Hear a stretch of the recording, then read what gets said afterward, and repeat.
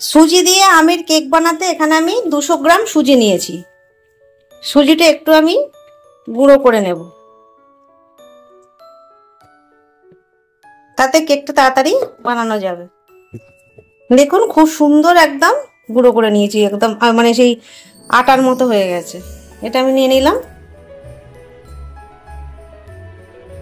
এবার এই আমটা আমি ছাড়িয়ে টুকরো করে নেব, মানে আমের পাল্পটা আমাদের দরকার।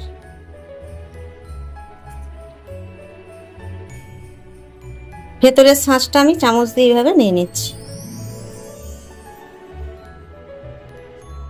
একটা আম বলে আমি এখানে 200 গ্রাম সুজি নিয়েছি, বা 200 গ্রাম সুজির জন্য একটা আমি যথেষ্ট। আমের শাঁসটা নিয়ে নিয়েছি, এখানে হাফ কাপ চিনি নিয়েছি। চিনিটা এর মধ্যে দিয়ে দিলাম। চিনিটা দিলাম এই কারণেই আগে, তাহলে মেল্ট হতে আমাদের সুবিধা হবে। আচ্ছা, এর মধ্যে আমি দিয়ে দেবো হাফ কাপ দুধ। এবার এটা খুব ভালোভাবে পেস্ট করে নেব। দেখুন খুব সুন্দর পেস্ট হয়ে গেছে।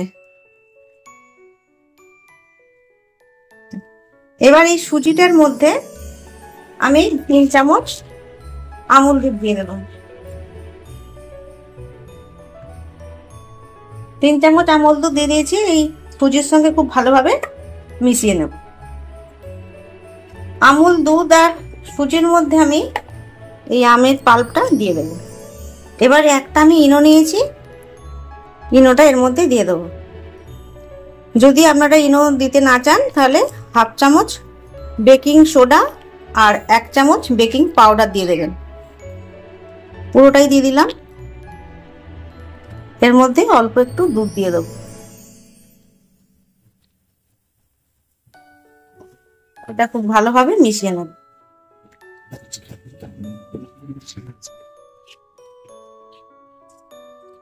এর মধ্যে আমি 2 চামচ মতো সাদা তেল দিয়ে দেবো।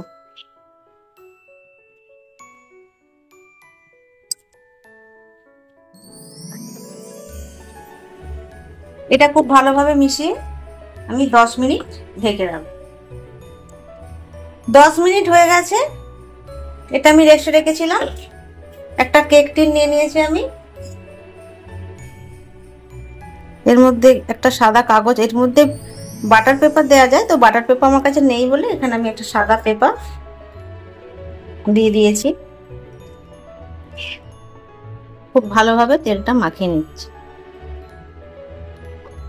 যাতে কেকটা আমাদের খুব সহজেই উঠে আসে। আচ্ছা, এবার আমি এই মিশ্রণটা এর মধ্যে দিয়ে দেবো।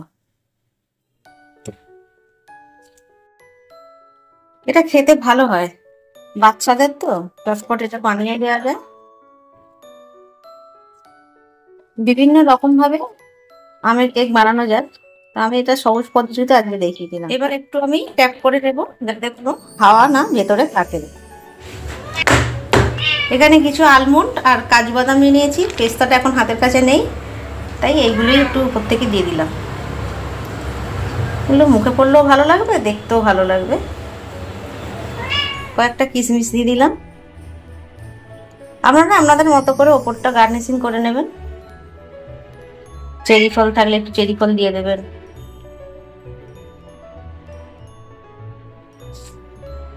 রইল। এখানে আমি কড়া বসিয়ে দিয়েছি, একটা স্ট্যান্ড ওপরে বসিয়ে দিয়েছি, আর এটা আমি 2 মিনিট হবে অন করেছি। তো খুব ভালোভাবে এটা আমি গরম করে নেব।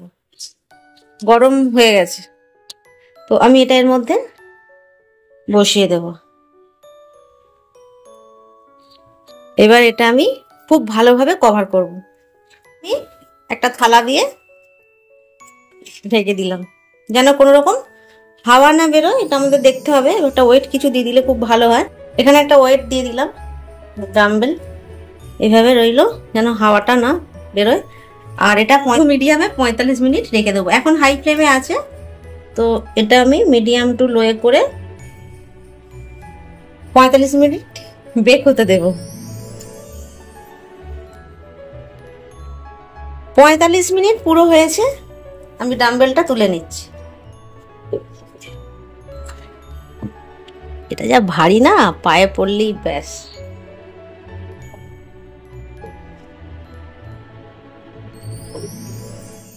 যা সুন্দর গন্ধ বেরিয়েছে, ঢেন্ডা না। দেখি কেসটা কি হলো।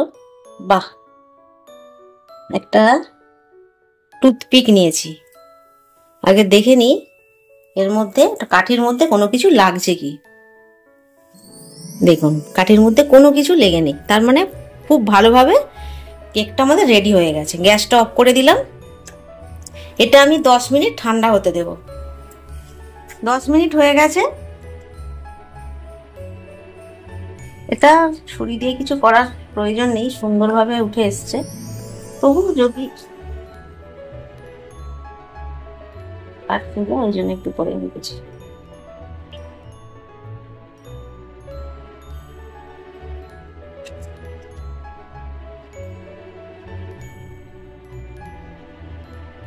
বাহ, ফাইন।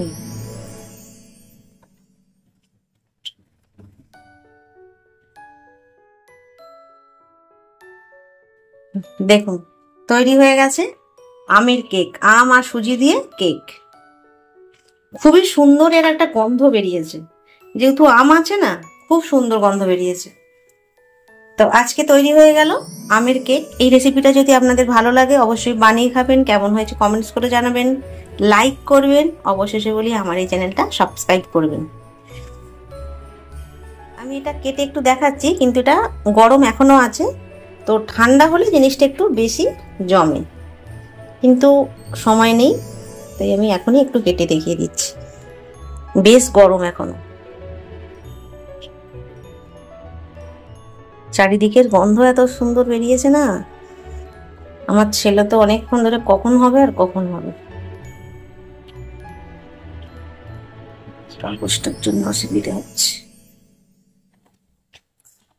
এই দেখুন কত সুন্দর হয়েছে, স্পঞ্জি, দেখতে পাচ্ছেন। এটা খেতেও খুব ভালো হবে, তবে অবশ্যই এটা ঠান্ডা করে খেতে হবে।